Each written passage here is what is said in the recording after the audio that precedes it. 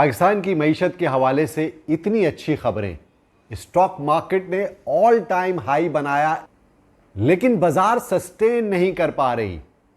क्यों मार्केट के अंदर सेलिंग प्रेशर आ जाता है और मार्केट बार बार नोज डाइव लेती है? इन तमाम फैक्टर्स को मैं बताऊंगा कि कौन से फैक्टर्स हैं जो इस वक्त स्टॉक मार्केट को संभाला नहीं दे पा रहे और मार्केट में सेलिंग प्रेशर आ जाता है। ओवरऑल पाकिस्तान की इकॉनमी में आईएमएफ के $7 बिलियन का जो एक्सटेंडेड फंड फैसिलिटी का कर्जा मिला है पाकिस्तान को, इसके पाकिस्तान की मईशत पर क्या असरात होंगे, इन तमाम बातों का जायज़ा लेने के लिए आप मेरी वीडियो आखिर तक ज़रूर देखिएगा and don't forget to subscribe my channel.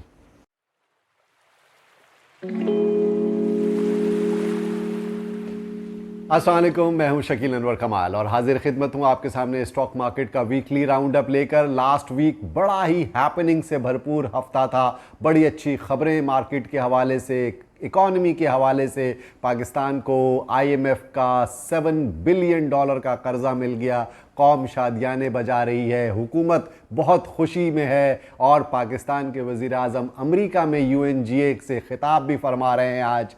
तो ये तमाम बातें पाकिस्तान की मईशत के लिए, पाकिस्तान की हुकूमत के लिए तो बहुत अच्छी हैं, लेकिन आवाम को क्या फ़ायदा होगा और ये स्टॉक मार्केट क्यों सस्टेन नहीं कर पा रही?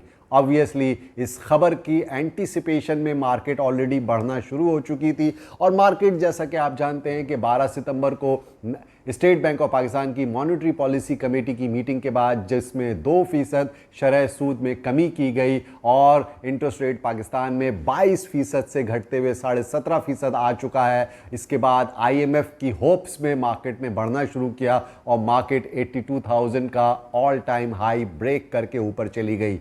लेकिन मार्केट के अंदर सेलिंग प्रेशर आ जाता है, बार बार मार्केट में सेलिंग प्रेशर आ जाता है और 25 सितंबर के बाद आईएमएफ की खबर के बाद मार्केट ने एक स्पाइक तो लिया, लेकिन मार्केट 1000 पॉइंट सेम डे में गिर गई अपने हाई से। आज वीकेंड था, last day of the closing थी मंथ का भी और सितंबर से अक्टूबर के वादे में भी शिफ्टिंग होनी थी, तो मार्केट के अंदर सेलिंग प्रेशर एमिनेंट था क्योंकि वीक होल्डर्स बाज़ार में बहुत हैं और फ्यूचर कॉन्ट्रैक्ट में भी बड़ी आइटमों के अंदर और पेनी स्टॉक्स के अंदर बहुत ज़्यादा लोगों के पास होल्डिंग्स थी, जिसकी वजह से मार्केट के अंदर सेलिंग प्रेशर आता रहा। और दूसरी इम्पॉर्टेंट बात ये थी कि वो जो हबको और आईपीपीज़ का इशू चल रहा है, उसमें आईपीपीज़ को गवर्नमेंट ने जो थ्रेट किया है कि कॉन्ट्रैक्ट कैंसिल कर देंगे, उसकी वजह से बहुत सारी चंद आईपीपीज़ ऐसी हैं जिनका कॉन्ट्रैक्ट एक्सपायरी पर है, किसी का 1 साल बाद है, किसी का 3 साल बाद है। और दूसरी बात यह है कि उनकी जो कैपेसिटी पेमेंट्स के इश्यूज़ हैं वो भी अपनी जगह पर हैं। तो इस वजह से मार्केट के अंदर हब पावर में स्पेशली सेलिंग प्रेशर था। लेकिन ये सेलिंग प्रेशर एक्चुअली पिछले हफ्ते से जो फुटसी रीबैलेंसिंग का मामला चल रहा है, जिसमें फुटसी ने हमारी रेटिंग्स को इमर्जिंग मार्केट से फ्रंटियर मार्केट्स में कर दिया है, इसकी वजह से पोर्टफोलियो पूरा रीशफल होता हुआ नज़र आ रहा है और बहुत सारी आइटम्स के अंदर मार्केट के अंदर फॉरेन फंड्स की सेलिंग थी, जिसकी वजह से मार्केट ऊपरी लेवल पर सस्टेन नहीं कर पा रही थी और मार्केट नीचे आ जाती थी। आज भी वीकेंड था, last day of the week था, मार्केट के अंदर क्लोजिंग थी, लेकिन सौदे सुलटने थे, सितंबर से अक्टूबर में जाना था। इसके अलावा जो सबसे इम्पॉर्टेंट बात है वो ये है कि बहुत सारी कंपनीज़ की एक्स डिविडेंड एक्स बोनस होने के बाद प्राइसेस एडजस्टमेंट्स भी हो रही हैं, जिसकी वजह से मार्केट के अंदर कहीं हमें सेलिंग प्रेशर नज़र आता है, कहीं कोई अचानक बाइंग स्प्री नज़र आ जाती है। एक इम्पॉर्टेंट बात स्टॉक मार्केट में हम हमेशा कहते हैं कि buy on rumours sell on facts, यानी कि जब भी रूमर्स आती हैं किसी अच्छी खबर की, किसी पॉजिटिव डेवलपमेंट की, उसके साथ मार्केट बढ़ना शुरू होती है और इन्वेस्टर्स और ट्रेडर्स और स्पेकुलेटर्स अपनी पोजीशंस को एक्यूमुलेट करते चले जाते हैं। द मोमेंट वो खबर आती है, they dump that stock at that particular time. तो ये फिनोमिना भी इस हफ्ते हमें मार्केट के अंदर बिल्कुल सही साबित हुआ और मार्केट के अंदर खबर आने के बाद आईएमएफ की हमें सेलिंग प्रेशर नज़र आया। मार्केट के अंदर ये हेल्दी साइन भी है, क्योंकि अगर प्रॉफिट सेलिंग नहीं होगी मार्केट में, लोग शेयर्स खरीदते क्यों हैं? इसीलिए कि मुनाफा लेकर के शेयर्स बेचें।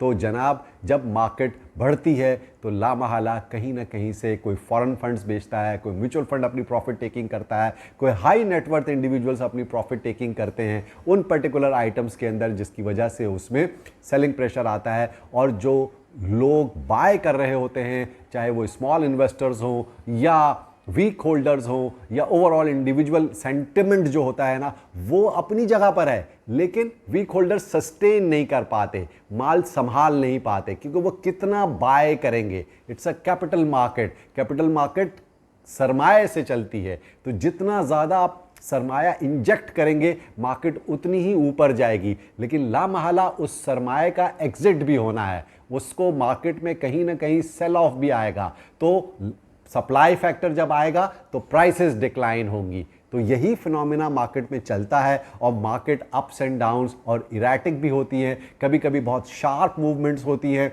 और कभी कभी मार्केट के अंदर ये वॉलेटिलिटी फैक्टर लोगों को चॉप भी कर देता है। लेकिन बहुत सारे स्मार्ट ट्रेडर्स इन मौके से फ़ायदा भी उठाते हैं और वो अच्छी पोजीशंस एक्युमुलेट करते हैं, और they use to buy on dips and sell on strength की स्ट्रेटजी भी रखते हैं। तो माल लेना तो होता है, लेकिन उसे बेचना भी होता है। तो एंट्री और एग्जिट पॉइंट के लिए टेक्निकल एनालिसिस की मदद ली जाती है। टेक्निकली मार्केट 82,300-400 के ऊपर बहुत रेजिस्ट कर रही थी, वहाँ से मार्केट नीचे आई है, तो 81,200 की सपोर्ट है मार्केट को। 81,000 is a very strong support level. अगर मार्केट इसके ऊपर रहती है तो 82,000 के बाद मार्केट नए जोन में जाएगी, लेकिन अभी इस एडजस्टमेंट्स होनी है। दूसरी इंपॉर्टेंट बात, IMF का कर्जा पाकिस्तान को मिल तो गया है, लेकिन ये बहुत अहम बात है कि ये पाकिस्तान की हुकूमत के ऊपर और पाकिस्तान की मईशत के ऊपर बहुत बड़ा बोझ है, कर्ज़ों का बोझ है, जिसकी सूद की अदायगी भी करनी है और इस कर्जे को लौटाना भी है। गो के अच्छी खबर ये है कि $12 बिलियन का रोल ओवर भी हो गया है। फ्रेंडली कंट्रीज़ जितनी भी हैं उन्होंने भी पाकिस्तान के अंदर के ऊपर ट्रस्ट किया है, कॉन्फिडेंस गेन हुआ है, जिसकी वजह से, और IMF ने आपको $7 बिलियन का एक्सटेंडेड फंड फैसिलिटी आपका अप्रूव किया है। लेकिन पाकिस्तान को अपने पैरों पर खड़े होने के लिए, खुद मुख्तार बनने के लिए, आज़ाद मईशत की राह हमवार करने के लिए बहुत लंबा सफ़र बाकी है। चैलेंजेस बहुत होंगे, टैक्सेस का बर्डन और बढ़ेगा, और 30 सितंबर को आप जानते हैं कि last date of submission of FBR है, अपने टैक्स रिटर्न्स जमा कराने की डेट है। और FBR के जो रेवेन्यू कलेक्शन टारगेट हैं, टैक्स कलेक्शन टारगेट्स हैं, वो भी पूरे नहीं हुए हैं। दूसरी इंपॉर्टेंट बात ये कि प्राइवेटाइजेशन एक बहुत अहम और कलीदी मामला है पाकिस्तान का। IMF की कंडीशन भी है, और PIA की प्राइवेटाइजेशन 1 महीने मज़ीद डिले हो गई, क्योंकि अभी भी बहुत सारे सवालात बाकी हैं जिसको एड्रेस करना बाकी है। तो मार्केट इरेटिक रहेगी, मार्केट में चॉपी मूव होगी। अभी अगले हफ्ते भी मार्केट सेटल डाउन होने में थोड़ा टाइम लगाएगी, पर मार्केट में अपॉर्चुनिटी मिलेगी आपको अच्छे स्क्रिप्ट्स के अंदर बाइंग करने की। वहाँ आप बार्गेन हंटिंग ज़रूर कर सकते हैं। आप सबका बहुत बहुत शुक्रिया।